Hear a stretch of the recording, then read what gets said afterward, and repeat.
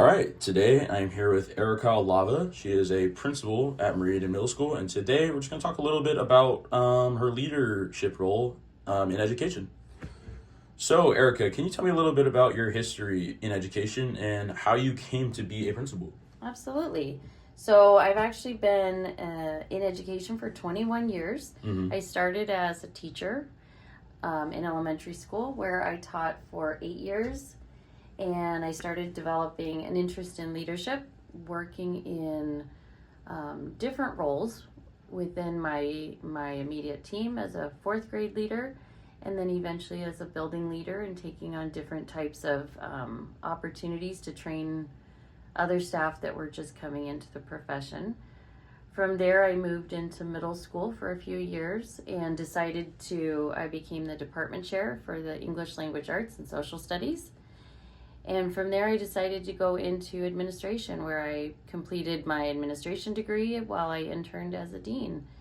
And I've now been an administrator here in Kent for 10 years. This is my third year as a principal at Meridian Middle School. So that's kind of how I ended up becoming a principal. Okay. Just to clarify, you said that you've been in education for 21 years? Yep. Okay, so out of those 21 years, how long have you been a principal, and can you talk a little bit about what leadership looks like for you in your day-to-day as a principal? I can. So this is my 10th year overall as an administrator, and that's a combination of being an assistant principal and a principal, and no day looks the same. So a couple of things that are pretty routine for me is I do a lot of working with students and families. So I try to help kids be successful in school, and a lot of times principals have a rap where they come to see you when they're in trouble, but I try to make sure that students can come and see me when they're not, and when they just maybe need a partner or someone to listen to. Yeah. So I think that a lot of my job is cheering on the teachers when they need it and getting out of the way when they don't. My job is making sure they have the tools they need to be the best they can, whether it's professional development, time, money, different resources. So I try to help the teachers in that way. I try to maintain a really positive culture with them. I think that's super important. With regards to the operational side of being a leader, there's a lot to that. So it's making sure that the building runs smoothly for the students, getting their schedules and the rules and the procedures, as well as making sure to maintain a creative and positive culture where students can thrive. You want to maintain, rigor in the classrooms and opportunities for them to kind of expand the other parts of them as a human being. And that's where your electives and sports and different clubs and activities come into play. Yeah. And a lot of that is balancing the resources to make sure those things are available. For staff, it's making sure that again, that they have everything they need, but I also need quality staff. So part of that comes through the evaluation process, where I need to make sure that the teachers and the paraeducators, all the way the custodians, the kitchen staff, the office staff, that they are doing the jobs that they've been hired to do. Yeah. While we're also looking to kind of continue to build that legacy by creating new leaders coming in. Okay. I think a big part of my role is looking for student teachers to come in and make sure that we can continue this process as attrition occurs, and we need to continue onboarding. So the day-to-day parts of my job, it's fun, it's hard, it's long, but I actually really love what I do. Yeah. Okay, and just to clarify, you said that you have been in the Kent School District for 11 years, is it? 10 years. 10 years, okay. So how would you describe your role as a leader in the Kent School District compared to your role as a leader in just the building you work in?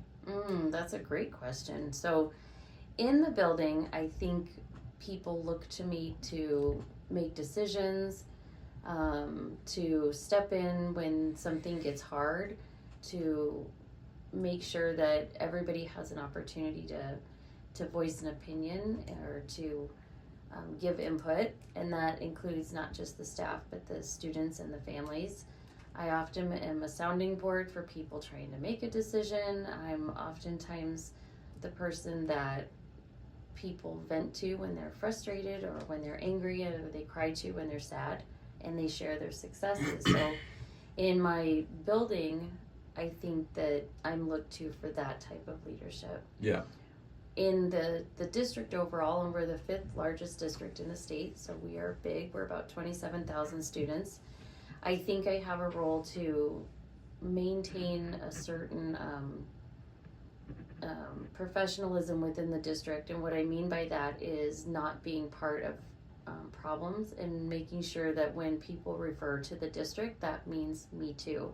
So we, in the Kent School District, have a lot of kind of conflicts between the teacher union and the central office, and oftentimes people will say, oh, the district is the problem, the district is the problem, and I think my job is to remind those around me that we are the district, and when we talk about solving that we want the district to do something, that includes me and all the staff around us. And so kind of leading that expectation for positive change, and not just in my building but for the district overall, and kind of assuming that the students at one school are no less important than the students in my school. And so I really think that that's an important part of my job, and I take that part pretty serious. I care a lot about kids, and I care a lot about families, and I care a lot about the district I'm in.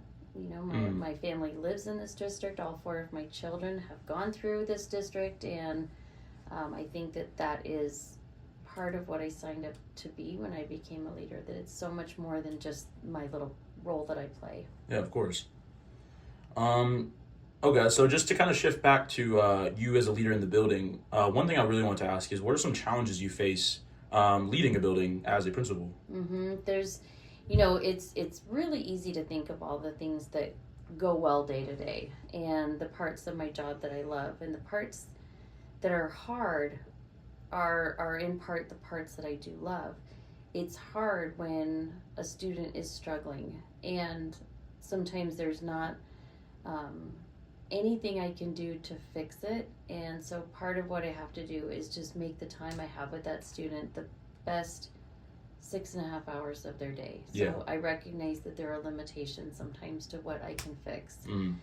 I think another challenge is when parents or family members don't agree with my decisions, and that's just part of it. They're not everyone's going to agree with me, and so understanding that when somebody gets frustrated or angry, it's because their one student is the most important thing to them, and it's one of 700 for me, and I have to think collectively, and sometimes that's really hard when it hurts someone, or they don't trust you as a result of a decision.